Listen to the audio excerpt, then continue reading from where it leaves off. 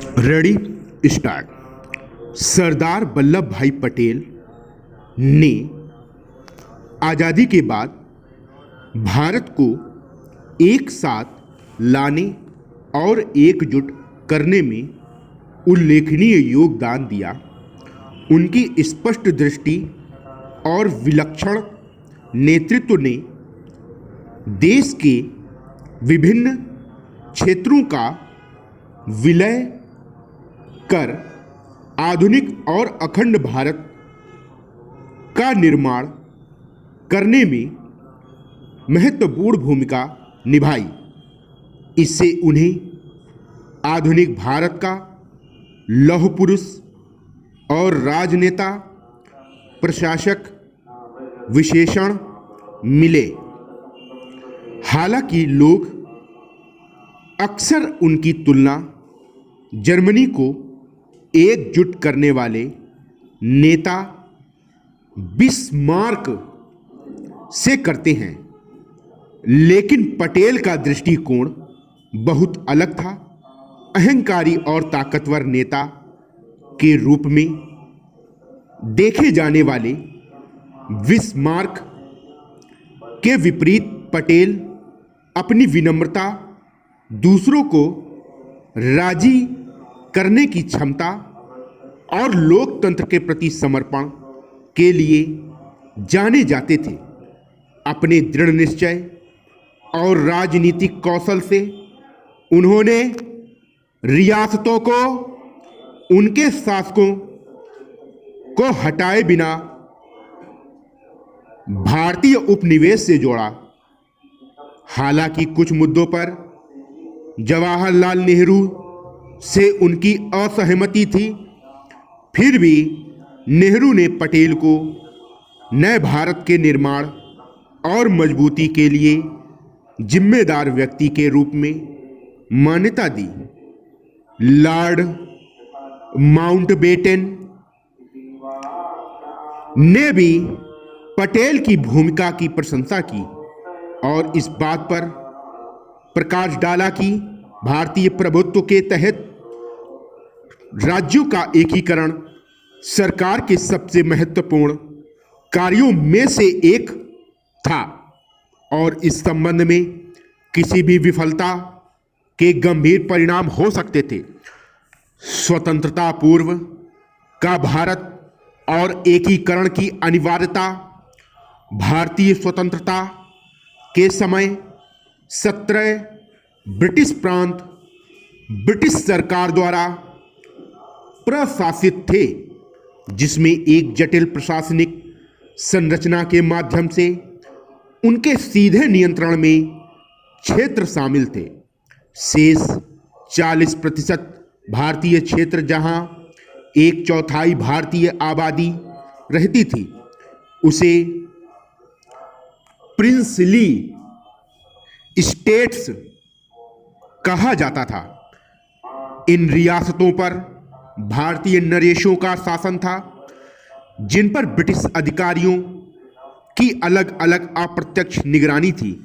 समय के साथ अंग्रेजों ने इन रियासतों के संबंध में विशिष्ट नीतियां अपनाई। रिंग फेंस नीति 1757 से 1818, जब ब्रिटिश शासन प्रारंभिक चरण में था, तो उनकी सीमित भारतीय हिस्सेदारी की सुरक्षा के लिए यह नीति लागू की गई थी। अंग्रेजों ने अपने क्षेत्रों को बाहरी खतरों से बचाने के लिए उनके चारों ओर एक सुरक्षात्मक घेरा स्थापित किया। उदाहरण के लिए उन्होंने अवध को सुरक्षित करके अफगानिस्तान, मध्य एशिया या अन्य भारतीय शक्तियों के संभावित आक्रमणों को रोककर बंगाल के चारों ओर एक सुरक्षात्मक घेरा स्थापित किया। अधीनस्थ अलगाव की नीति 1818 से 1857, जैसे जैसे ब्रिटिश शक्ति और आत्मविश्वास बढ़ता गया, उन्होंने रियासतों के प्रति अधिक मुखर दृष्टिकोण अपनाया। गुजरात में शुरू हुआ दुनिया का पहला नैनो डीएपी प्लांट। आत्मनिर्भर भारत अभियान के तहत किसानों को नैनो यूरिया के बाद अब नैनो डीएपी मिलने जा रहा है।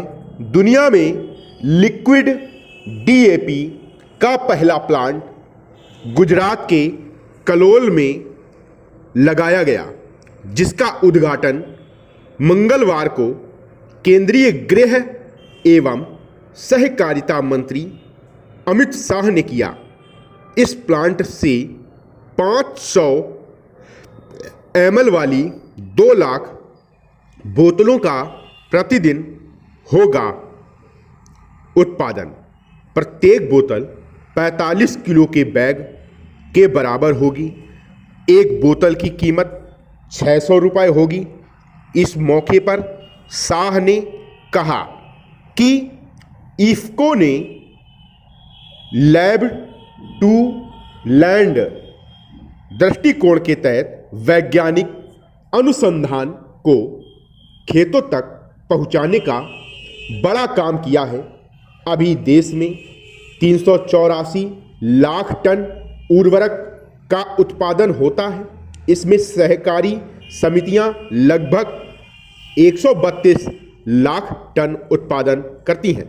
इसमें भी अकेले इफ्को 90 लाख टन उत्पादन करता है। उर्वरकों के उत्पादन मामले में इफ्को एवं क्रिबको जैसी सहकारी समितियों का बड़ा योगदान है। इफ्को ने नैनो उर्वरकों का पेटेंट करा लिया है। इसके तहत अगले 20 वर्षों तक दुनिया में कहीं भी तरल यूरिया और तरल डीएपी की बिक्री पर उसे 20% रॉयल्टी मिलेगी। प्राकृतिक खेती अपनाने में मिलेगी मदद। इस मौके पर शाह ने कहा कि इफ्को की नैनो यूरिया और नैनो डीएपी पैदावार में किसी भी तरह का समझौता किए बगैर प्राकृतिक खेती अपनाने में मदद करेगी। उन्होंने कहा, आज से 10 साल बाद जब कृषि के क्षेत्र में सबसे बड़े प्रयोगों की सूची तैयार की जाएगी, तो मैं पूरे यकीन से कह सकता हूं कि इफ्को के नैनो यूरिया एवं नैनो डीएपी को उसमें जगह मिलेगी। उन्होंने कहा कि यूरिया का उपयोग कम करना और प्राकृतिक खेती की ओर बढ़ना आज के वक्त की ज़रूरत है। शाह ने कहा, अगर आप 3 साल तक उत्पादन कम किए बगैर प्राकृतिक खेती करना चाहते हैं तो नैनो यूरिया व नैनो डीएपी का उपयोग करें।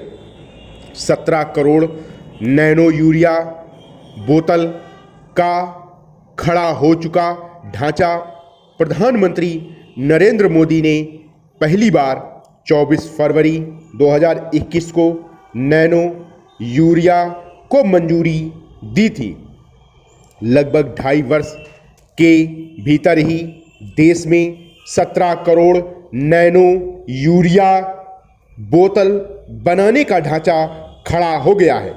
नैनो यूरिया की बिक्री अगस्त 2021 से शुरू हुआ था। अब तक 6.45 करोड़ नैनो यूरिया एवं 20 लाख टन नैनो डीएपी की बोतल बेची जा चुकी हैं।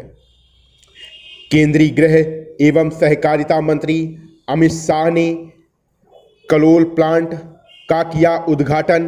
रोजाना 2 लाख बोतल तरल डीएपी का होगा उत्पादन। नैनो डीएपी का यह प्लांट 70 एकड़ क्षेत्र में फैला है। नैनो डीएपी से बढ़ेगी आत्मनिर्भरता। 100% स्वदेशी तकनीक एवं संसाधनों से निर्मित नैनो डीएपी के तरल उर्वरकों के उपयोग से किसान उपज बढ़ाने के साथ ही बंजर होती जमीन को बचा सकते हैं। इससे न केवल पर्यावरण की रक्षा होगी बल्कि जल भी प्रदूषित नहीं होगा, सरकार पर सब्सिडी का बोझ कम होगा और उर्वरकों के मामले में आत्मनिर्भरता बढ़ेगी। किसानों को उचित दाम पर उर्वरकों की आपूर्ति हो सकेगी।